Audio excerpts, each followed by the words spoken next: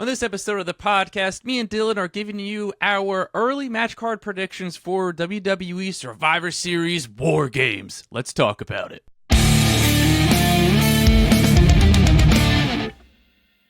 All right, what's up, people? Welcome back to another episode of the Burning Hammer podcast. I'm Mark Izzo. Sure. He's Dylan O'Brien. And you know what we're doing today, Dylan? We're getting into what Survivor Series is looking like to us. So, sure are. Let's get this in the back. This one was tough to kind of figure out. Also, just as a bit of a pretext, pretense. Either way, we're recording this before Friday Night SmackDown, so I don't know what direction certain things are going with certain people. So, if anything big happened on SmackDown that kind of points into one direction, we have not seen it yet. So go easy on us in the comments. So, we each picked 5 matches because that is how many they have had on the War Games PLEs for the past few years. I think ever since they did War Games, they've had 5 matches. And obviously, I think they usually end up doing 5 matches when they're match stipulation PLEs also. So like Elimination Chamber, that sort of thing. So, Dylan, how easy or hard did you find this process of coming up with what matches you think are going down at Survivor Series? Yeah, it wasn't super easy by any means, but I think I put something together that I could see a good amount of these happening, potentially. Okay. I could also definitely see them going in a different direction, but that's the fun part about this. So it was definitely wasn't one of the easier ones, just because... Mainly because not because of a lack of matches they can do, because I feel like there's a bunch of different matches they can do, and I don't know which ones they're gonna do. Mm-hmm. So that's kind of where I was at with it. And then there's also like, if people aren't in War Games, they might have a singles match or probably will, and it's a whole thing. So, I mean, We'll get right into it, I guess. Yeah, so I actually changed both of my War Games matches. I swapped out wrestlers quite a few times, and those were the ones I was trying to all right, I need to figure out what's happening with War Games because that will free up some wrestlers for the other card. So, I'll get into my first match here, Dylan, and that is going to be Becky Lynch versus AJ Lee for the Women's Intercontinental Championship.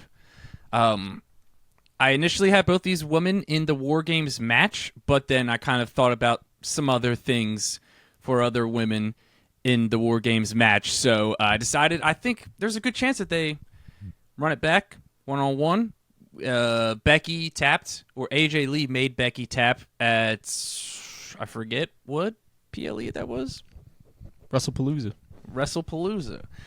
So I think there's easily go back to that match, and it seems kind of like I feel pretty good about that one happening.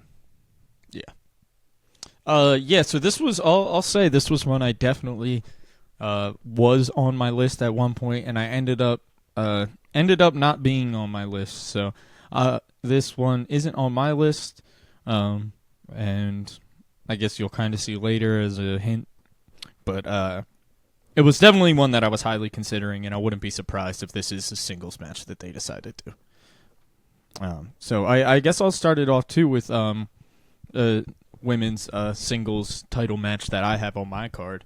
And that is Tiffany Stratton defending her title against Jade Cargill for one final time in my head. And I think this is where Jade gets it done, finally takes that title off of Tiffany.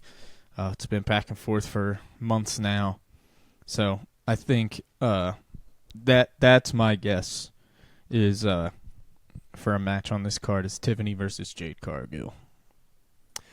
All right, I could definitely see that happening for sure. I was trying to figure out what to do with Tiff on this card. Mm-hmm.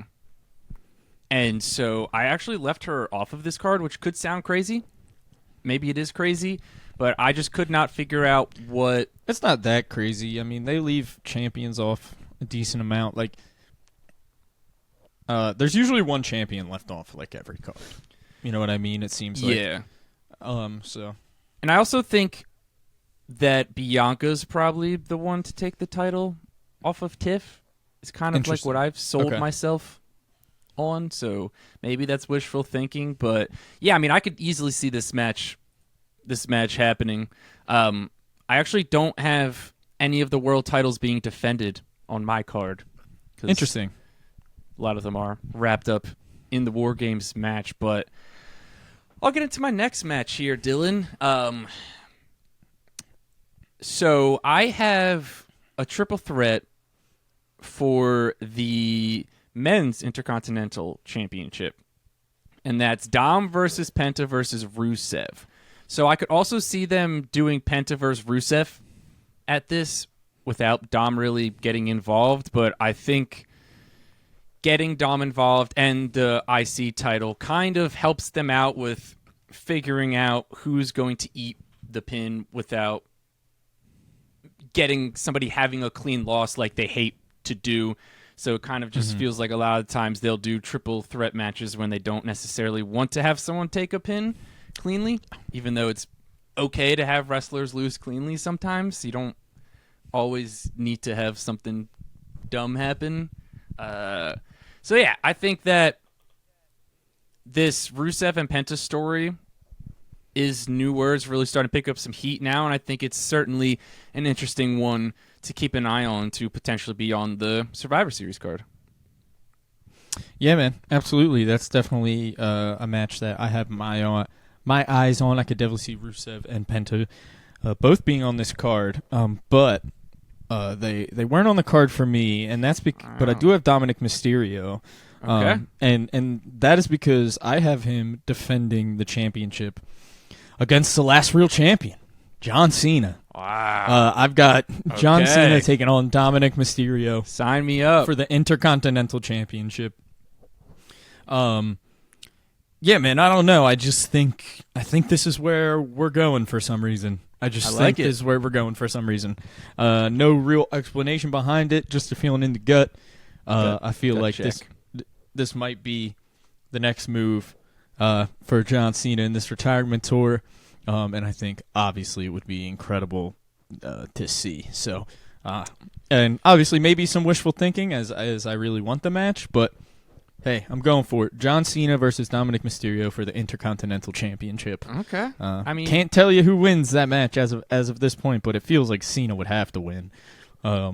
Really? To get yeah, I don't know. Just because he already lost to Brock. I can't see him losing twice on this retirement tour. How's he going to lose the title within the next 3 days? 3 dates. Maybe he drops it on the last date would be my guess. Well, that would put a sour note on his final... What do you mean? On his final match, he's going to lose it? Yeah. That would be kind of sad. Why? I don't know. Losing the You think he's winning his last match? I don't know. I think it depends on who his opponent is. I've kind of grown... I don't know. I always go back and forth on it. And I think more recently I've been... Dude. Cena can't win his last match. Not that I'll be like that mad about it, but it's just so... I won't be like mad about it, but it's so unlike Cena. I know, but I'm just like... Well, that's the one half of it, but then I think the other half of it is like the WWE execs are like, no, like we want you to win. Even though like we're like, do this one thing for yourself. Go out. Like that's where I think that... We'll see. I think the only way it really happens is if they do a rematch with Brock and he gets the last win over Brock for his last match. Let's hope that doesn't happen. You say, yeah, but just say. All right, so... But yeah, I got Cena and Dom and would love to see it. We talked about it, I think it was a YouTube video a couple of weeks ago where I think we were talking about some of Cena's final opponents, and we brought up Dirty Dom with the IC title, and we said, listen, if you want Dom to be a true heel, then you have him beat John Cena and have Cena never complete the Grand Slam. So I think that's an interesting road they could take with that as well. I would love to see this match because, my goodness, it would be the most like polar opposite with the cheering and booing. Like it would be Oh my so gosh, it would awesome. be crazy. All right. I'll get into my John Cena match, Dylan. So I had a tough time coming up with who Cena is going to face here. Because I don't think he's in the War Games match. Although it would not surprise me if he's in the War Games match. But I have him facing...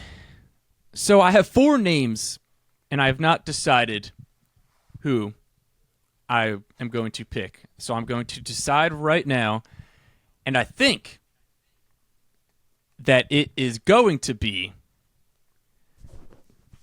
The Miz. Interesting. Was Sheamus one of those names? He was not, but he was someone I thought Interesting. about. Yeah, I think I could see them doing that. I could also see them doing. I could see them doing The Miz. I could see them doing Sheamus. So those would be the 3. Those would be the 2 I think of besides Dom. Would be The Miz and Sheamus. So I also had Rey Mysterio on this list. Okay. I had Austin Theory. I don't know his injury status. And then I have Carmelo Hayes on here as well. As some couple of names I could see. But run it back with The Miz. I mean, one of Cena's great feuds.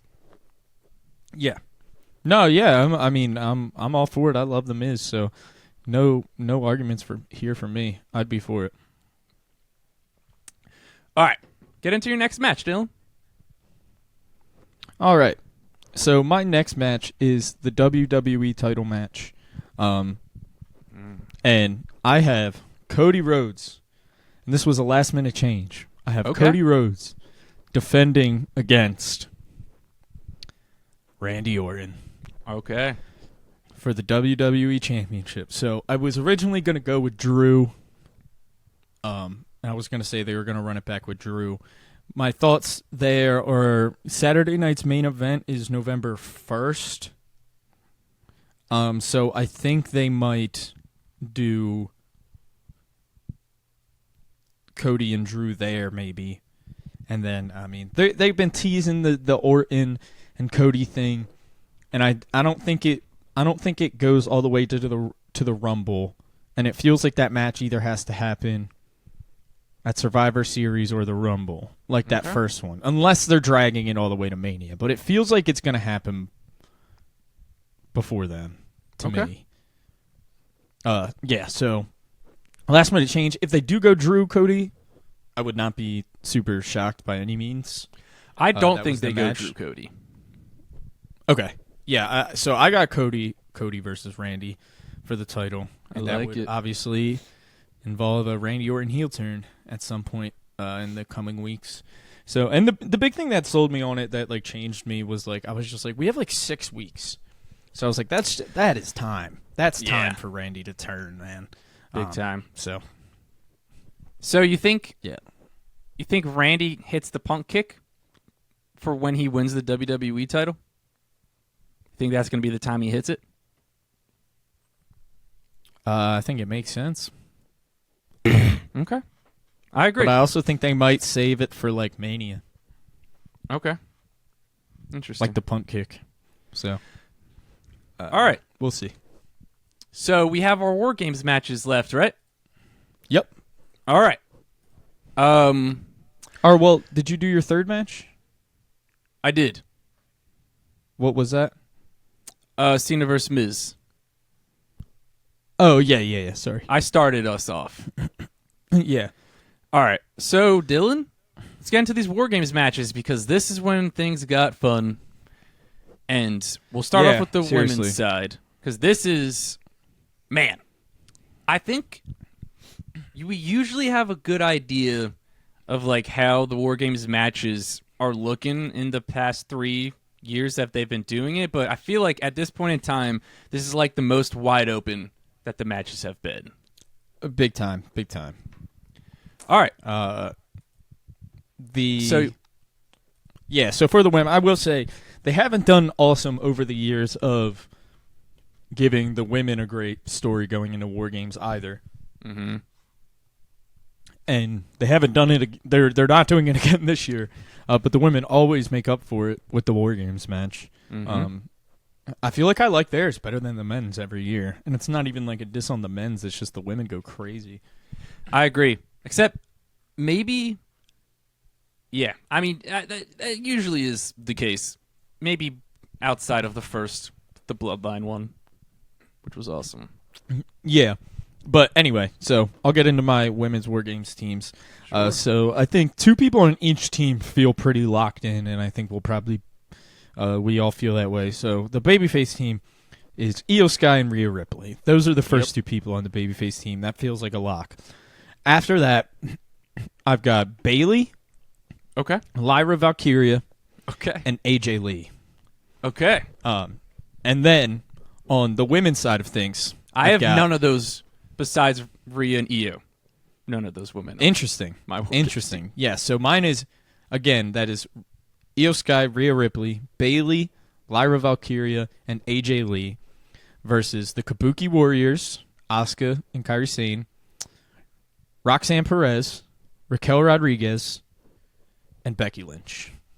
Okay. So that is my 5v5, and I'll kind of just tell you that much there. Lines up in my head. Obviously, Io and Rhea with the Kabuki Warriors have been beefing. AJ and Becky Lynch have been beefing. And then I think they're kind of going in the direction of it kind of seems like Bayley and Lyra have kind of been beefing with Roxanne and Raquel a little bit. They might have established that a little bit. I know we're in a weird spot with Bayley. And I think if they are in this match, I think we get a big progression in Bayley's character or whatever. She probably just like attacks Lyra or walks out on the match or something like that. So anyway, that's my 5-on-5. What do you got, Mark? All right, so for my babyface team, I've got obviously Rhea Ripley and Io Sky. Mine's a bit more ambitious because I'll get into that in a second. I have Stephanie Vaquer. So she was the one, like, she was like my 6th. Like, I thought about putting her on it, and then I was like, I don't know. It just, like, lined up better for other things in my head. But okay. And then I've got a returning Bianca Belair. Okay. In this War Games match. And then I also have a returning Liv Morgan. On the for the babyface team? Yes.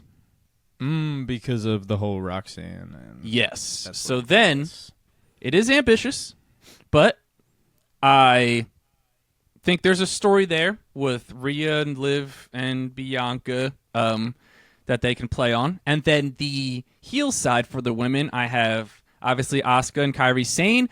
I have Roxanne Perez and Raquel because it looks like potentially Steph versus Rox is a match we're getting in the future. And then obviously we've got Liv and Rox and Raquel that all have beef. And then I was struggling with a 5th woman for this. And then I kind of just decided to throw Nia Jax in there. So I don't feel great about that. But maybe I'll think of something better in the future for that 5th woman. But I will say I did have Becky and AJ in this match as well. It was just a couple of I mean, they'll be on this card. They're either going to be in the match or wrestling for the IC. Yeah.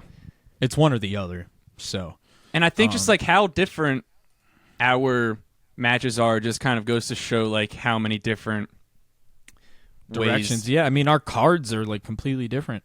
Yeah. And then I know we're going to have different for the men's match because I know we were kind of taking 2 different avenues for that as well. But before we get into that, I'll say, where do you think Rhea Ripley and Io Sky go post War Games? Like, what do you think is... What do you think Rhea Ripley is doing at WrestleMania next year? I'll tell you what. Is she wrestling for a world title at WrestleMania? Yes. Is Rhea Ripley wrestling? Yeah. It's hard whether to she goes imagine in her. as champion. Yeah, Or it's really hard to she- imagine her not. She Right. is walking out of WrestleMania as a champion. I'll tell you that much. I like Maybe Tell she you wins what, the I like Rumble. her versus Jade at Okay. Mania. That's interesting. It's different, it's new, and they're like the two just like they have like very similar like physiques, just like stand off two of the strongest women on the roster, if not the two strongest women on the roster. For which title? The WWE title. Okay, I like it. I think, and I think we give Rhea reign with that one. Yeah, have her hold that one. So anyway, But I was could- just curious because it just feels like Rhea. It feels like whenever Rhea Ripley isn't in a title picture, it feels like she's just in limbo. Like it feels like she's just waiting to get back into the title picture. Yeah, I mean, that's So, just like we'll kind of. That's just how they've been doing it. Like it's very true. I don't know why they like. Yeah, Like it's and they're. I guess it's. I Like understand it though. Also, they're just like we're loaded. Like Rhea is obviously like the top, and it's like it becomes a point where it's like, okay, like Rhea is so over. She doesn't really need the title. Like to, you know what I mean? Like she's an attraction in herself. You can put her in the main event in a singles match, non-title, and nobody would bat an eye. You know what I mean? Like, you don't need to add the title to that. Being in a match with Rhea Ripley is already, like, marquee enough. Yeah, she. And when people reach that level, it's kind of like... I mean, it's the I Roman think it's Reigns good. level. I- It's the Roman Reigns No, level. totally. And I don't think need it's a really... title. I'm not mad that Rhea hasn't been champion for a while. Like, I'm not mad at it at all. Yeah. Because I think it's going to... Because she's still so over. When she lost it, it still wasn't like... It felt like still kind of like incomplete. I don't know. Like, it still feels like it's... Her and Io were kind of... When she wins it again, it'll make it that much more sweet. Yeah. And obviously she will several more times, so... And I think, like, I don't like. Obviously, the stuff with Io and the Kabuki Warriors has been fairly interesting, but like, I think they just before that they haven't done a great job of having her do something like in a singles feud without a title. Like, I feel like WWE totally. struggles a lot to do that With you, with man. the women, with like non-title feuds, and you have so many talented women that it's pretty easy to just like That's why write it was an such a big interesting deal story. that we had that Jade and Naomi feud go to Mania without a title. Like, it was one of the first times in a while. Or that was, I don't know if they've put that much, like, I don't know, weight into a non-title women's storyline in a very long time, if ever. Like, so that's part of the reason that was so awesome to see. So hopefully we're going to keep moving in that direction. But I guess we should get into these men's matches. Let's do it. You want to kick us off again? Yeah. So I know we're going in different directions with this, Okay. which makes it a lot more fun to hear each other's thoughts. So on the babyface team, I've got Roman Reigns, his cousins, the Usos, Jimmy and Jay, Yeet. the Chicago-made Punk, CM Punk. Okay. And the final member is the man who just had his vision destroyed, and that is Okay. Seth Rollins. All right. So I have Seth Rollins being the fifth and final member of the babyface team. And then I have on the other side, I have the Vision being Braun and Bronson. Finn and J.D. McDonough, Okay. the current tag champs. Interesting. And Brock Lesnar. Okay. So, I'll tell you my reasoning behind all this. Obviously, Please- I went please into the do. direction of the turn on Seth is not a work. With that being said, 100% could obviously see it being a work. Would not be surprised by that. But I knew that was the way you were going to go. So I figured it'd be way more fun if, we kind of had a different take on it. And I think the idea of Roman, Punk, and Seth all being on a team makes it very, very interesting. Obviously, it adds like a very interesting dynamic. But I think in this case, it makes sense, right? All three of them have a bone to pick with Paul Heyman if this turn on Seth was not planned or isn't a work. Seth has a bone to pick with the Vision and, in my opinion, Brock Lesnar because of the relationship that has happened.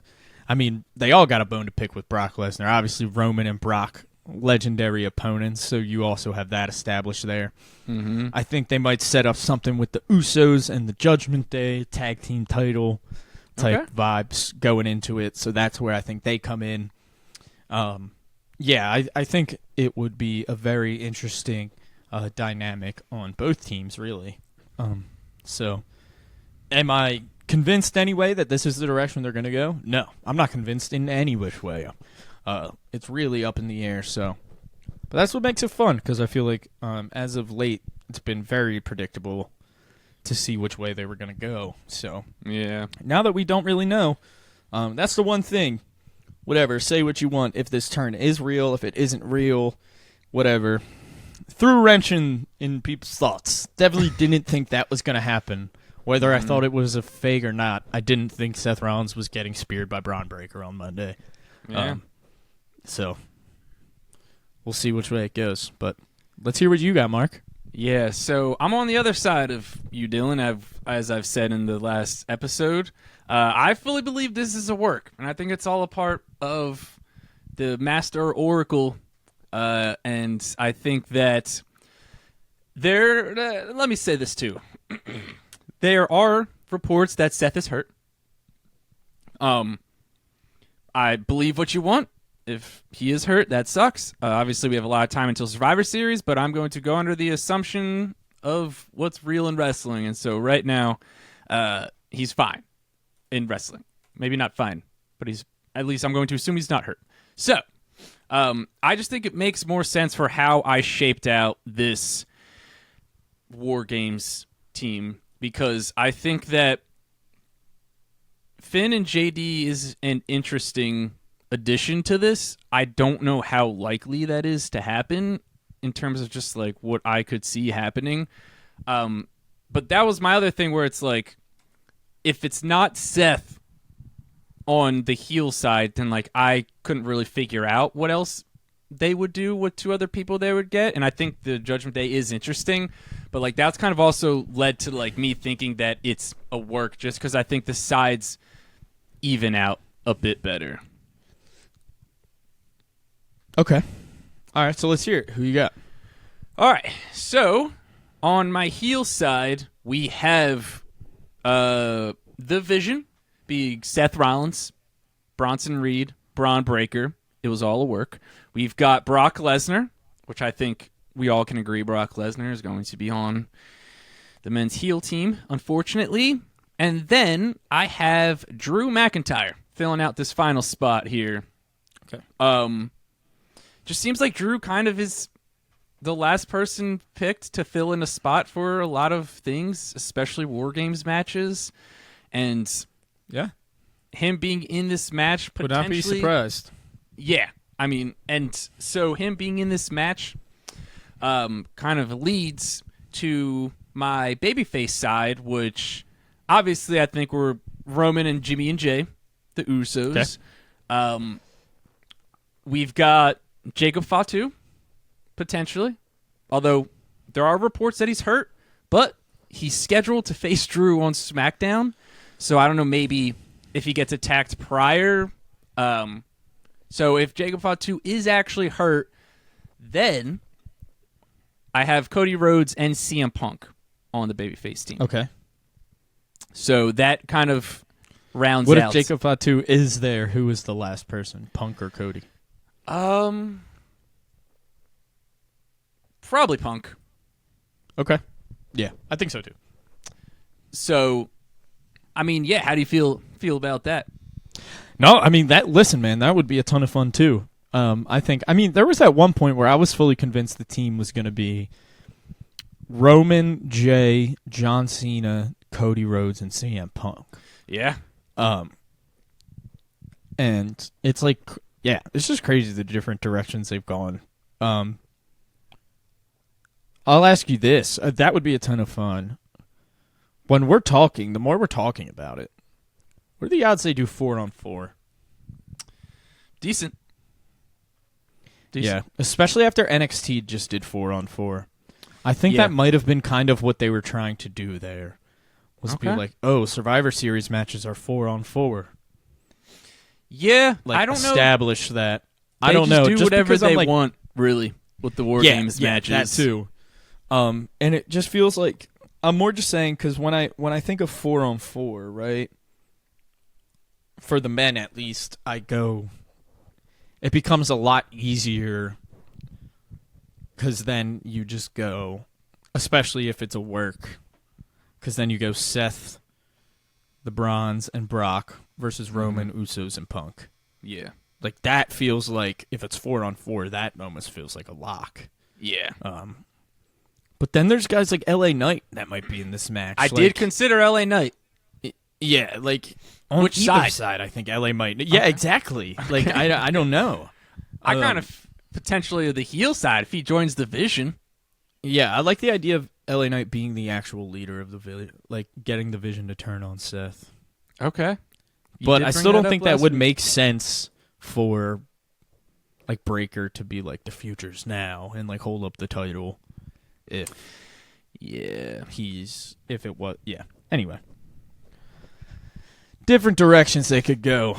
This was a lot of fun. Yeah, we've done these We before. usually don't differ this much, so this was this was nice. Yeah, I mean, especially like with doing early match card predictions, like I think WWE's been very straightforward with their matches that are happening, but I think especially with like the War Games in the recent years, like I said, like you can kind of just very clearly see the road that's going to be taken, but I mean, it's wide open for many, many different things, and there's still other matches that could be on this that we haven't even brought up. Yeah, totally. All right, so you guys let us know in the comments, who do you think is going to be involved in the War Games match? Was this Seth Rollins' turn on Seth Rollins a work, or was it real? I'm a firm believer that it's a work, and hopefully I'm right. Obviously, we've got a lot of injuries in wrestling and WWE currently going on, so it'll be interesting to see how that stuff shapes out. But if you are watching on YouTube, smash that subscribe button, click the like button, and click that bell so you get notified every single time we upload a video. You can listen to the Burning Hammer podcast wherever you listen to your podcast. If you want our content early and ad-free, sign up for the Patreon, $1 a month, and you get all of that good stuff early and ad-free. And if you want to shop our merch, tpublic.com. We've got the coolest merch in the game. All of that stuff is linked in the description. And be on the lookout. You're lame. Be on the lookout for our new YouTube video that will be out this week. We had Dylan take a Survivor Series or you're lame quiz, and you don't want to be lame, so you should definitely watch that. With that being said, I'm Mark Izzo. He's Dylan O'Brien, and this has been another episode of the Burning Hammer Podcast. We'll catch you next week. Peace out.